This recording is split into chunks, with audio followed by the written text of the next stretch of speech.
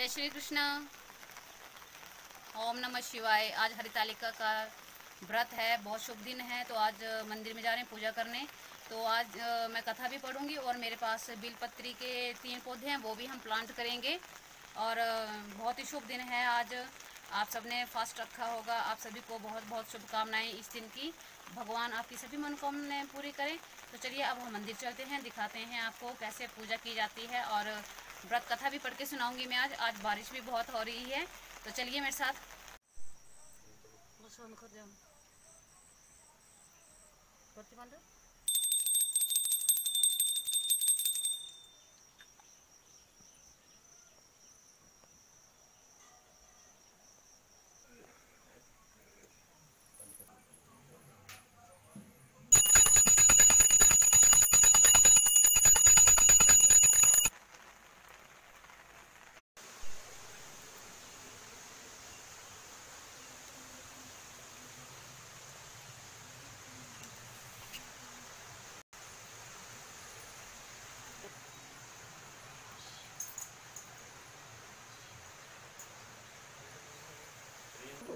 रुई दिया और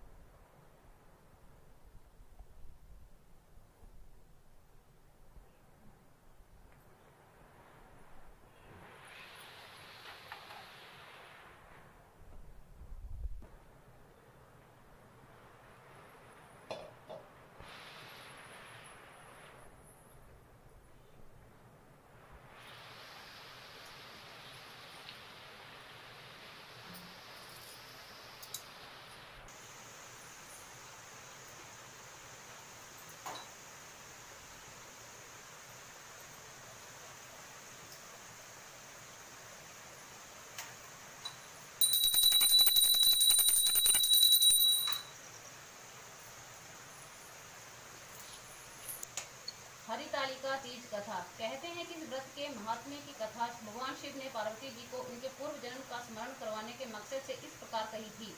हे गौरी, पर्वतराज हिमालय पर गंगा के तट पर तुमने अपनी बाल्यावस्था में अधोमुखी होकर घोर तप किया था। इस अवधि में तुमने अन्न न खाकर केवल हवा का ही सेवन किया था। इतनी अवधि तुमने सूखे पत्ते चबाकर काटी थी।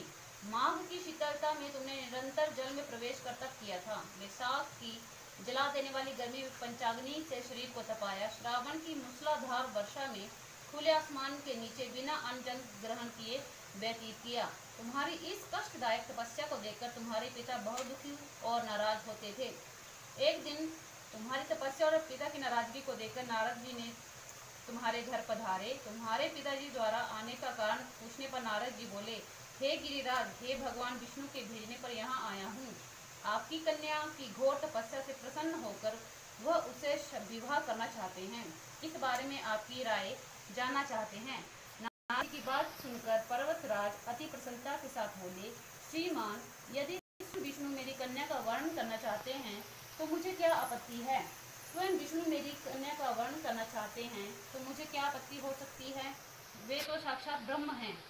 यह तो हर पिता की इच्छा होती है कि उसकी पुत्री सुख संपदा से युक्त पति के घर की लक्ष्मी बने। नारद जी तुम्हारे पिता की स्वीकृति पाकर विष्णु जी के पास गए और उन्हें विवाह तय होने का समाचार सुनाया। परंतु जब तुम्हें विवाह के बारे में पता चला तो तुम्हारे दुख का ठिकाना ना रहा। तुम्हें इस व्रत प्रकार से दुखी देकर तुम्हारी एक सहेली ने तुम्हारे दुख का कारण पूछने पर तुम्हें बताया, मैंने सच्चे मन से भगवान शिव का वरण किया है, किंतु मेरे पिताजी ने मेरा विवाह विष्णु के साथ तय कर दिया है। हे विचित्र, धर्म संकट में मैं आ गई हूँ। अब मेरे पास प्राण त्याग देने के अलावा और कोई उपाय नहीं बचा। तुम्हारी सखी बहुत ही समझदार थी। उसने कहा, प्राण छोड़ने का यहाँ कारण तो क्या है। संकट के समय धैर्य से काम लेना चाहिए। भारतीय नारी के जीवन की सार्थकता इसी में है कि जिसे मन से पति रूप में एक बार वर्ण किया हो, जीवन पर्यंत उसी से विवाह करे। सच्ची आस्था और एक निष्ठा के समक्ष तो भगवान भी असहाय हैं। मैं तुम्हें घनघोर वन में ले चलती हूँ, जो साधना फल भी है और जहाँ तुम्हारे पिता तुम्हें खोज भी नहीं पाएंगे। मुझे पूर्ण विश्वास है कि ईश्वर अवश्य ही तुम्हारे तुम्हारी सहायता करेंगे। तुमने ऐसे ही किया। तुम्हारे पिताजी तुम्हें घर में ना पाकर चिंतित और दुखी हुए। वो सोचने लगे कि मैंने तो विष्णु जी से अपनी पुत्री का विवाह तय किया है। यदि भगवान विष्णु बारात लेकर आ गए और कन्या घर पर नहीं मिली तो बहुत अपमान होगा।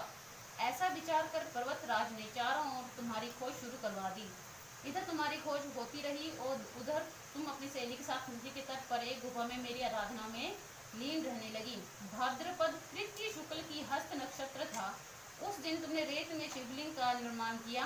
रात भर मेरी स्तुति में गीत गाकर जागरण किया। तुम्हारी इस कठोर तपस्या के प्रभाव से मेरा आसन हिल उठा और मैं शीघ्र ही तुम्हारे पास पहुंचा और तुम्हें वर मांगने को कहा। तब अपनी तपस्या से फलीभूत मुझे अपने समक्ष पाकर तुमने कहा, मैं अपनी सच्चे मन से पति के रूप में आपका वर्णन कर चुकी हूँ।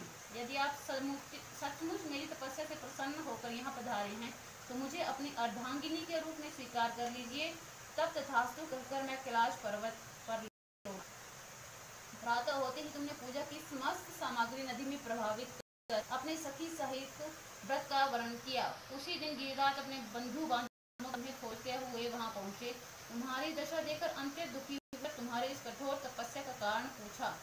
तब तुमने कहा, पिताजी, मैंने अपने जीवन का अधिकांश वक्त कठोर तपस्या में बिताया है। मेरी तपस्या के केवल उद्देश्य महादेव जी के पति के रूप में क्रमशः पाना है। आज मैं अपनी तपस्या की कसौटी पर खरी उतर चुकी हूँ। क्योंकि आप मेरा विवाह विष्णु जी से करने का निश्चय कर चुके थे, इसलिए मैं अपने आराध्या की तलाश में घर से चली गई।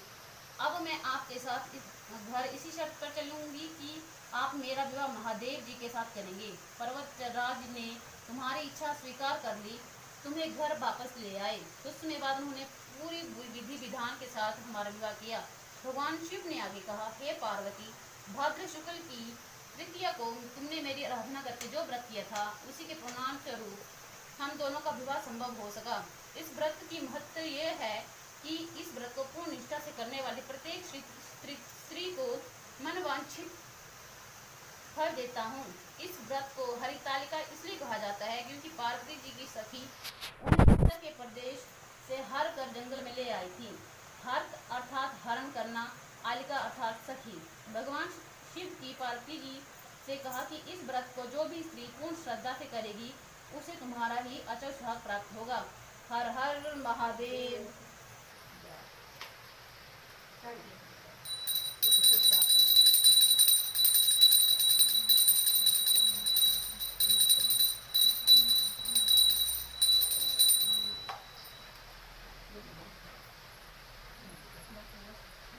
हमारा हरितालिका की पूजा पाठ कैसे हम यहाँ सुबह पूजा करते हैं, पहले घर में करेंगे, फिर मंदिर में आके करेंगे। भगवान आपकी सभी मनोकामनाएं पूर्ण करे और हमारा दिन अच्छा रहे, व्रत अच्छे से निपट जाए। जय जय माता दी। ओम नमः शिवाय। जय श्री कृष्ण।